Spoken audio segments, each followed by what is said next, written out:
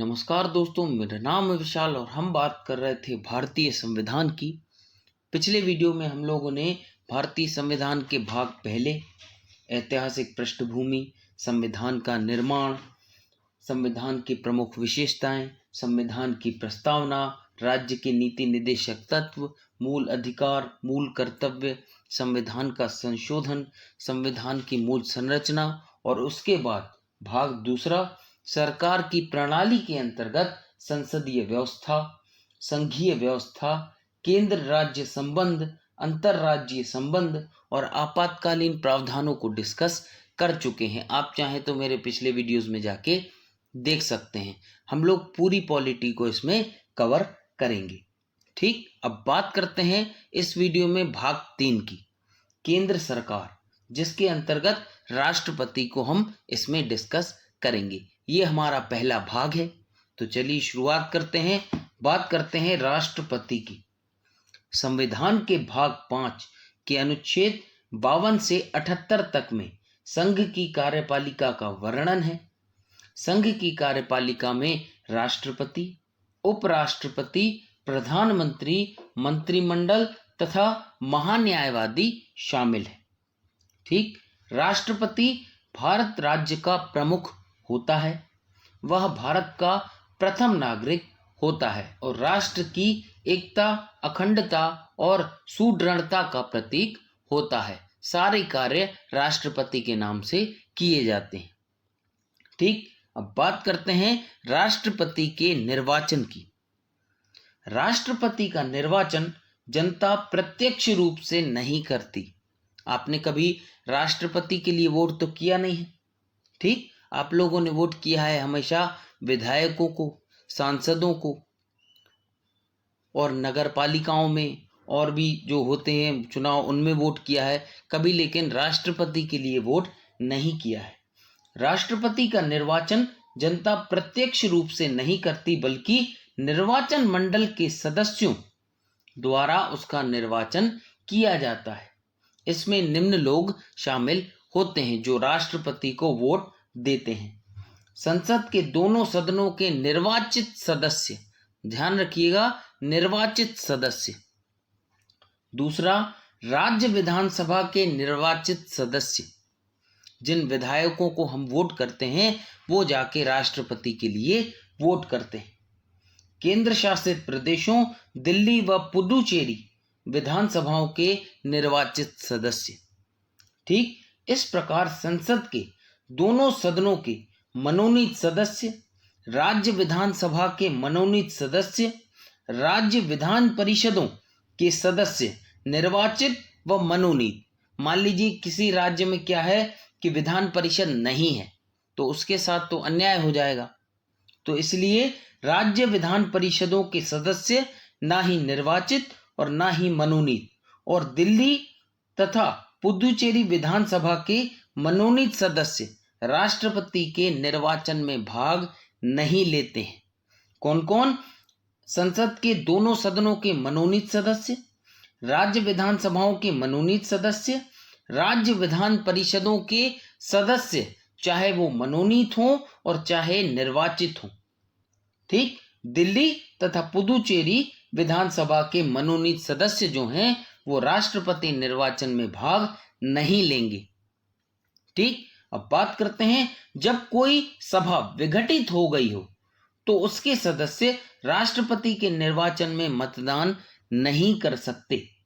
उस स्थिति में भी जबकि विघटित सभा का चुनाव राष्ट्रपति के निर्वाचन से पूर्व ना हुआ हो। बात करते हैं राष्ट्रपति के निर्वाचन की प्रक्रिया की।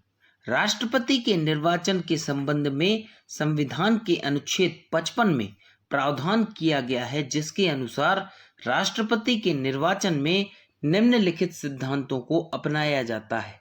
पहला सिद्धांत है समरूपता का सिद्धांत।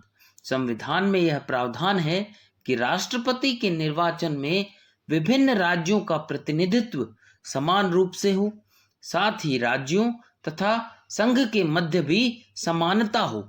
इसे प्राप्त करने के लिए राज्य विधानसभाओं तथा संसद के प्रत्येक सदस्य के मतों की संख्या निम्न प्रकार से निर्धारित होती है। एक विधायक के मत का मूल्य राज्य की कुल जनसंख्या को राज्य विधानसभा के निर्वाचित कुल सदस्य गुणित 1000 से भाग देने पर प्राप्त हो जाती है। बात करते हैं दूसरे सिद्धांत की, समतुल्यता का सिद्धांत। इस सिद्धांत के अनुसार राज्यों एवं संघ के मापन में समतुल्यता होगी, अर्थात सभी राज्यों की विधानसभाओं के सभी विधायकों के मतों का कुल योग तथा संसद के दोनों सदनों से निर्वाचित सदस्यों के मतों के कुल योग में समतुल्यता होनी चाहिए। एक सांसद सदस्य का मत मूल्य निकालने के लिए निम्नलिखित सूत्र का प्रयोग किया जाता है। सभी राज्यों के विधायकों के मतों का कुल मूल्य भागित संसद के निर्वाचित सदस्यों की कुल सदस्य संख्या। इससे हमें एक संसद सदस्य के मतों का मूल्य प्राप्त हो जाएगा। बात करते हैं तीसरे सिद्धांत की, अनुपातिक प्रतिनिधित्व द्वारा एकल संक्रमणीय मत। राष्ट्रपति के चुनाव में एकल संक्रमणीय मत द्वारा अनुपातिक प्रतिनिधित्व पद्धति लागू की गई है। अनुपातिक प्रतिनिधित्व से तात्पर्य है कि निर्वाचित उम्मीदवार अनुपातिक दृष्टि से सर्वाधिक लोगों की पसंद हो, सर्वाधिक लोग उसे पसंद करते हों। इसे तय करने के लिए एक कोटा तय कर लिया जाता है। वो इस प्रकार है, कुल डाले गए वैध मत भागे 2 + 1। बात करते हैं मतगणना की। प्रथम चरण में प्रथम वरीयता के मतों की गणना होती है। यदि उम्मीदवार निर्धारित मत प्राप्त कर लेता है तो वह निर्वाचित घोषित हो जाता है, अन्यथा मतों के स्थानांतरण की प्रक्रिया अपनाई जाती है, मतों को ट्रांसफर कर दिया जाता है। प्रथम वरीयता के न्यूनतम मत प्राप्त करने वाले उम्मीदवार के मतों को रद्द कर दिया जाता है। मान लीजिए जिसने पहले जो चरण है उसमें सबसे कम वोट प्राप्त किए हैं, उसके मतों को रद्द कर दिया जाता है तथा इसके द्वितीय वरीयता के मत अन्य उम्मीदवारों के प्रथम वरीयता के मतों में स्थानांतरित कर दिए जाते हैं। वह प्रक्रिया तब तक चलती है जब तक कोई उम्मीदवार निर्धारित मत प्राप्त नहीं कर लेता। ठीक, राष्ट्रपति चुनाव से संबंधित सभी विवादों की जांच व फैसले उच्चतम न्यायालय में होते हैं तथा उसका फैसला अंतिम होता है। इसके बाद कोई ये नहीं कह सकता कि भैया ये फैसला गलत है। नहीं, जो उच्चतम न्यायालय ने फैसला ले लिया वो फैसला ही माना जाएगा और अंतिम होगा। बात करते हैं भारत के राष्ट्रपतियों की। भारत में अब तक कुल 14 राष्ट्रपति बने हैं। 14वें नंबर के राष्ट्रपति हैं श्री रामनाथ कोविंद, जो कि 25 जुलाई 2017 से लेकर अब तक हैं। ठीक, और पहले राष्ट्रपति थे आपके डॉक्टर राजेंद्र प्रसाद, जो कि 1952 में भी बने थे और 1957 में भी बने थे। इस लिस्ट को देखकर आप लोग कंफ्यूज ना होइए, क्योंकि क्या है, इसमें जो 14 राष्ट्रपति दिए हैं उसमें पहले और दूसरे नंबर पर डॉक्टर राजेंद्र प्रसाद दिए गए हैं। ठीक, क्योंकि ये 2 बार बने थे। 14वें नंबर के राष्ट्रपति हैं श्री रामनाथ कोविंद, जो कि 25 जुलाई 2017 से लेकर अब तक भारत के राष्ट्रपति हैं। ठीक, बात करते हैं संविधान सभा के कुछ सदस्यों ने अप्रत्यक्ष चुनाव व्यवस्था की आलोचना की थी तथा राष्ट्रपति के चुनाव को अलोकतांत्रिक बताया तथा प्रत्यक्ष चुनाव का प्रस्ताव किया था, जैसा अमेरिका में, फ्रांस में होता है। हालांकि संविधान निर्माताओं ने अप्रत्यक्ष चुनाव को निम्नलिखित कारणों से चुना। जैसा कि मैंने आपको पिछले वीडियोस में भी बताया है कि भैया जो आलोचक होते हैं वो हमारे सबसे बड़े मित्र होते हैं, क्योंकि वो हमें बताते हैं कि आपने जो कार्य किया है क्या वो सही है या गलत है। ठीक, अब बात करते हैं कारणों की। पहला कारण, राष्ट्रपति का अप्रत्यक्ष चुनाव संविधान में परिकल्पित सरकार की संसदीय व्यवस्था के साथ सद्भाव रखता है। इस व्यवस्था में राष्ट्रपति केवल नाम मात्र का कार्यकारी होता है तथा मुख्य शक्तियां प्रधानमंत्री के नेतृत्व वाले मंत्रिमंडल में निहित होती हैं। मुख्य शक्तियां होती हैं प्रधानमंत्री के पास। बात करते हैं दूसरे कारण की। एक विस्तृत निर्वाचक गुण को देखते हुए राष्ट्रपति का प्रत्यक्ष चुनाव अत्यधिक खर्चीला तथा समय व ऊर्जा का अपव्यय होगा। कैसे? क्योंकि देखो, राष्ट्रपति जो है वो मुख्य कार्यकारी नहीं होता, वो सिर्फ नाम मात्र का कार्यकारी होता है। सारी चीजें उसके नाम पे साइन होती हैं, लेकिन काम कौन करता है? काम करता है प्रधानमंत्री और उसका मंत्रिमंडल। तो भैया इसके लिए राष्ट्रपति का जो चुनाव है वो अत्यधिक खर्चीला तथा समय व ऊर्जा का अपव्यय होता, क्योंकि राष्ट्रपति नाम मात्र का कार्यकारी है। अब बात करते हैं, इसके अतिरिक्त संविधान सभा में यह भी कहा गया कि राष्ट्रपति के चुनाव में अनुपातिक प्रतिनिधित्व शब्द का प्रयोग गलत है। अनुपातिक प्रतिनिधित्व का प्रयोग 2 अथवा अधिक स्थान भरने में होता है। राष्ट्रपति के मामले में पद केवल एक है। बेहतर होता कि इसे प्राथमिक अथवा वैकल्पिक व्यवस्था कहा जाता। इसी प्रकार एकल संक्रमणीय मत के अर्थ की इस आधार पर आलोचना की गई कि किसी भी मतदाता का मत एकल ना होकर बहुसंख्यक होता है। ठीक, तो ये थी आलोचनाएं। अब बात करते हैं अर्हता, शपथ एवं शर्तों की। बात करते हैं राष्ट्रपति के पद हेतु योग्यताओं की। राष्ट्रपति के पद हेतु योग्यताएं: वह भारत का नागरिक हो, जो कि सबसे ज्यादा महत्वपूर्ण है। दूसरा, वह 35 वर्ष की आयु पूर्ण कर चुका हो। तीसरा, वह लोकसभा का सदस्य निर्वाचित होने के लिए योग्य हो। चौथा, वह संघ सरकार में अथवा किसी राज्य सरकार में अथवा किसी स्थानीय प्राधिकरण में अथवा किसी सार्वजनिक प्राधिकरण में लाभ के पद पर ना हो। एक वर्तमान राष्ट्रपति अथवा उपराष्ट्रपति किसी राज्य का राज्यपाल और संघ अथवा राज्य का मंत्री किसी लाभ के पद पर नहीं माना जाता। इस प्रकार वह राष्ट्रपति पद के लिए योग्य उम्मीदवार होता है। इसके अतिरिक्त राष्ट्रपति के चुनाव के लिए नामांकन के लिए उम्मीदवार के कम से कम 50 प्रस्तावक व 50 अनुमोदक होने चाहिए।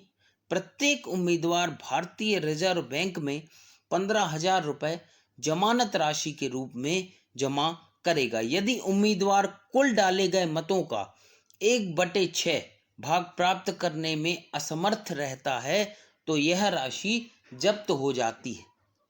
ठीक, बात करते हैं राष्ट्रपति द्वारा शपथ या प्रतिज्ञान की। ये शपथ जो प्रतिज्ञान है ये आपकी परीक्षाओं में तो नहीं पूछा जाएगा, लेकिन आपको एक भारतीय नागरिक होने के नाते ये चीज पता होनी चाहिए। पहला, श्रद्धापूर्वक राष्ट्रपति पद का कार्यपालन करूंगा।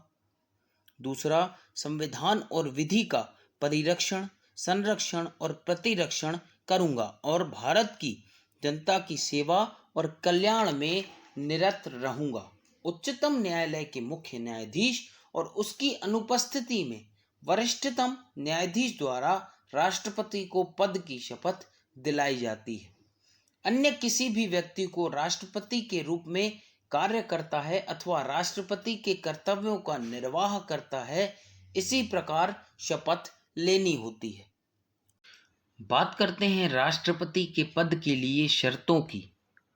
संविधान द्वारा राष्ट्रपति के पद के लिए निम्नलिखित शर्तें निर्धारित की गई हैं। पहला, वह संसद की किसी भी सदन अथवा राज्य विधायिका का सदस्य नहीं होना चाहिए। यदि कोई ऐसा व्यक्ति राष्ट्रपति निर्वाचित होता है तो उसे पद ग्रहण करने से पहले उस सदन से त्यागपत्र देना होगा। दूसरा, वह कोई अन्य लाभ का पद राष्ट्रपति पद पर रहते हुए धारण नहीं करेगा। ठीक। तीसरा, उसे बिना कोई किराया चुकाए आधिकारिक निवास राष्ट्रपति भवन, जो कि दिल्ली में है, आवंटित होगा। ठीक। चौथा, उसे संसद द्वारा निर्धारित उपलब्धियों, भत्ते व विशेषाधिकार जो होते हैं राष्ट्रपति के, वो प्राप्त होंगे। पांचवा, उसकी उपलब्धियां और भत्ते उसकी पदावधि के दौरान कम नहीं किए जाएंगे। राष्ट्रपति को अनेक विशेषाधिकार भी प्राप्त होते हैं। उसे अपने आधिकारिक कार्यों में किसी भी विधिक जिम्मेदारियों से उन्मुक्तियां होती हैं। अपने कार्यकाल के दौरान उसे किसी भी आपराधिक कार्यवाही से उन्मुक्ति होती है। यहाँ तक कि व्यक्तिगत कृत्य से भी वह गिरफ्तार नहीं किया जा सकता। यदि राष्ट्रपति ने कोई कुछ कर भी दिया है तो वो गिरफ्तार नहीं किए जा सकते और ना ही उन्हें जेल भेजा जा सकता है।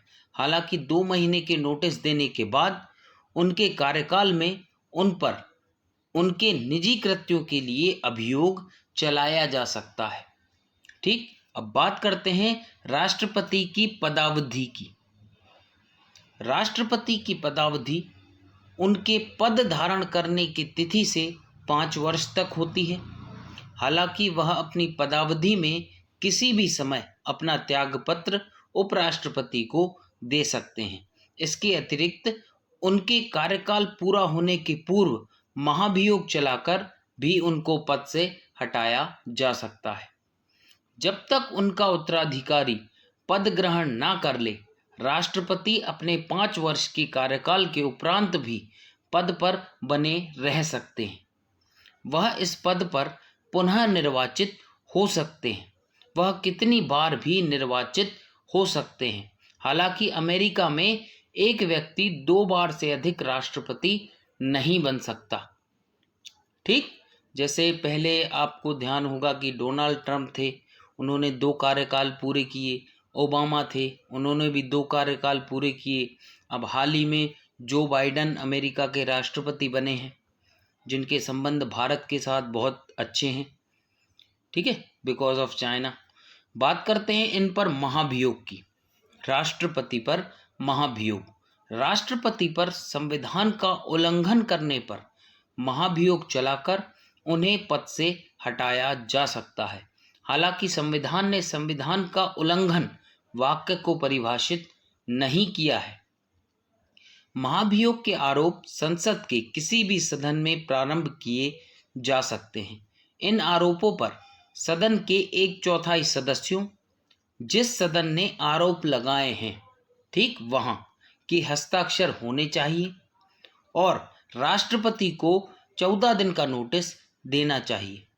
महाभियोग का प्रस्ताव 2/3 बहुमत से पारित होने के बाद यह दूसरे सदन में भेजा जाता है, जिसे इन आरोपों की जांच करनी चाहिए। राष्ट्रपति को इसमें उपस्थित होने अथवा अपना प्रतिवेदन कराने का अधिकार होगा। यदि दूसरा सदन इन आरोपों को सही पाता है कि भैया जो राष्ट्रपति पर आरोप हैं वो सही हैं और महाभियोग प्रस्ताव को 2/3 बहुमत से पारित कर देता है, तो राष्ट्रपति को प्रस्ताव पारित होने की तिथि से उसके पद से हटना होगा। इस प्रकार महाभियोग संसद की एक अर्ध न्यायिक प्रक्रिया है। इस संदर्भ में 2 बातें ध्यान देने योग्य हैं।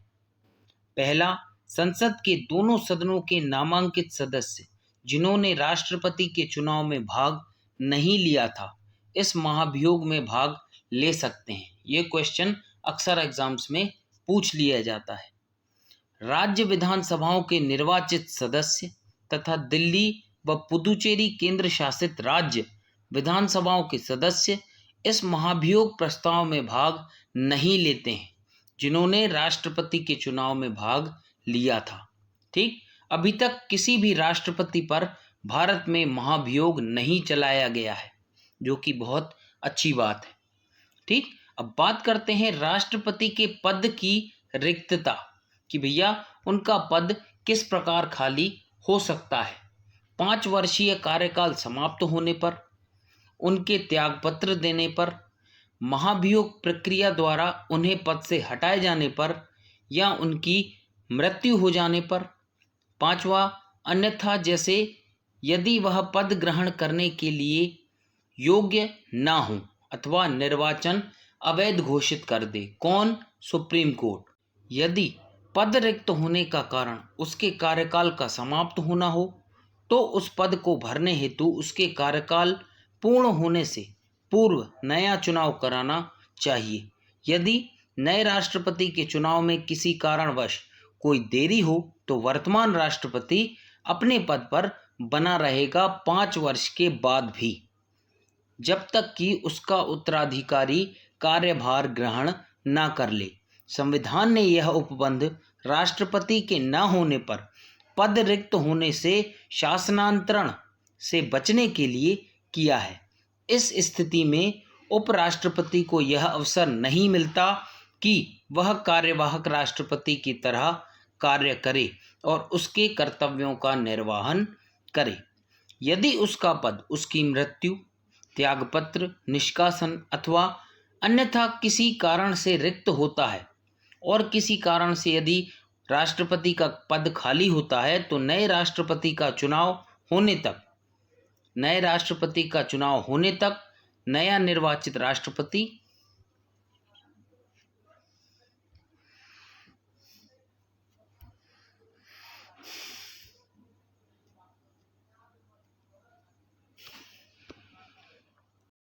यदि उनका पद उनकी मृत्यु, त्यागपत्र, निष्कासन अथवा अन्यथा किसी कारण से रिक्त होता है, खाली होता है, तो नए राष्ट्रपति का चुनाव पद खाली होने की तिथि से 6 महीने के अंदर करवाना चाहिए।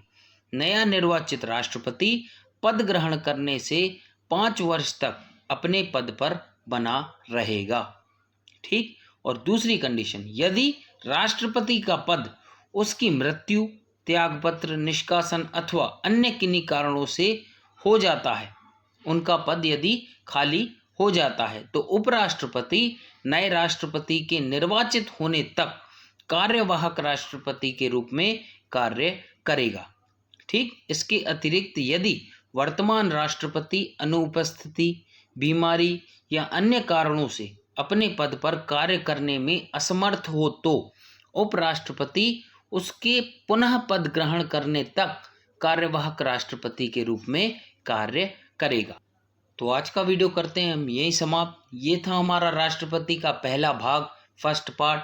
अगले वीडियो में बात करेंगे हम दूसरे भाग की, सेकेंड पार्ट की। Thank you.